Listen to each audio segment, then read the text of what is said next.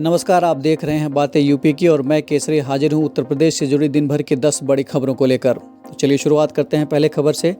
High school और inter में computer वैकल्पिक विषय है। रोजगार की संभावनाओं को देखते हुए बच्चे इस विषय को ले रहे हैं, लेकिन शिक्षक न होने से इसकी पढ़ाई नहीं हो पाती है। सीबीएसई बोर्ड के विद्यालयों में कंप्यूटर शिक्षकों की तैनाती है, लेकिन यूपी बोर्ड के विद्यालयों में ऐसा नहीं है। प्रदेश भर में 4,512 अशासकीय सहायता प्राप्त माध्यमिक विद्यालय हैं। कुछ विद्यालयों के प्रबंधकों ने अस्थायी तौर पर कंप्यूटर के शिक्षक तैनात किए हैं। शिक्षकों की मांग को देखते हुए नवंबर 2023 में माध्यमिक शिक्षा निदेशालय से कंप्यूटर शिक्षक के पद सृजित कर भर्ती करने का प्रस्ताव शासन को भेजा गया था। आने वाले दिनों में पद सृजन पर शासन से निर्णय किया जा सकता है। बढ़ते हैं दूसरी खबर की ओर। एक्सप्रेसवे और दिल्ली हाईवे के साथ ट्रेन आदि से आगरा में हर दिन 10 टन से ज्यादा की चांदी तो सिर्फ पायल बनाने के लिए आ रही है। देश में सबसे ज्यादा चांदी की खपत आगरा में है, जो पायल बनाने के लिए इस्तेमाल की जा रही है। आगरा में हर दिन वाराणसी की मंडी से कच्ची चांदी आ रही है, तो दिल्ली से 999 कट वाली चांदी मंगवाई जा रही है।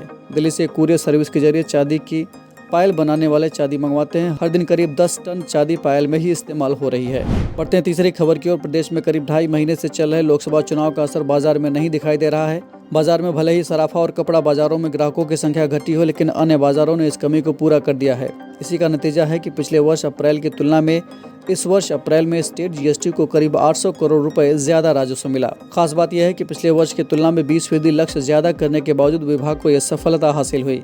इसकी एक वजह डाटा एनालिसिस, तकनीकी टूल्स का ज्यादा इस्तेमाल और एसआईबी व सचल दलों की सक्रियता भी है। यूपी के पीलीभीत में पूरनपुर के रहने वाले सत्यदीप गुप्ता का पहाड़ों से विशेष लगाव रहा है। कई पर्वत श्रृंखलाओं को फतह करने के बाद उन्होंने अब विश्व की सबसे ऊंची पर्वत चोटी एवरेस्ट को भी फतह कर लिया है। उन्होंने अपनी टीम के कुछ अन्य सदस्यों के साथ 5 अप्रैल को अभियान शुरू किया था। नेपाल की राजधानी काठमांडू जाने के बाद उन्होंने इस अभियान के तहत चढ़ाई करते हुए 21 मई की सुबह 4:15 बजे एवरेस्ट की सबसे ऊंची चोटी पर पहुंचकर भारतीय झंडा फहरा दिया।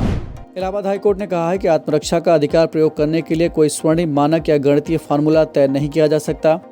ये घटना के वक्त की परिस्थितियों, आत्मरक्षा का प्रयोग करने वाले व्यक्ति की मनः स्थिति, उसकी जान पर उत्पन्न खतरे की आशंका जैसी तमाम बातों पर निर्भर करता है कि उसने आत्मरक्षा के अधिकार का प्रयोग करते समय आवश्यकता से अधिक शक्ति का उपयोग किया अथवा नहीं। कोर्ट ने इस निर्णय के साथ ही अपने ही दामाद की हत्या में उम्र कैद की सजा पाए शाहजहांपुर के डॉक्टर JN मिश्रा को बरी कर दिया है। अखिल भारतीय आयुर्विज्ञान संस्थान यानी एम्स में महिलाओं के मासिक चक्र पर कोरोना टीकाकरण के प्रभाव को लेकर रिसर्च विवादों के घेरे में आ गई है। एम्स ने साफ कर दिया है कि फिजियोलॉजी विभाग के असिस्टेंट प्रोफेसर डॉक्टर चारुशीला रुकादिकर का शोध मानकों पर खरा नहीं है।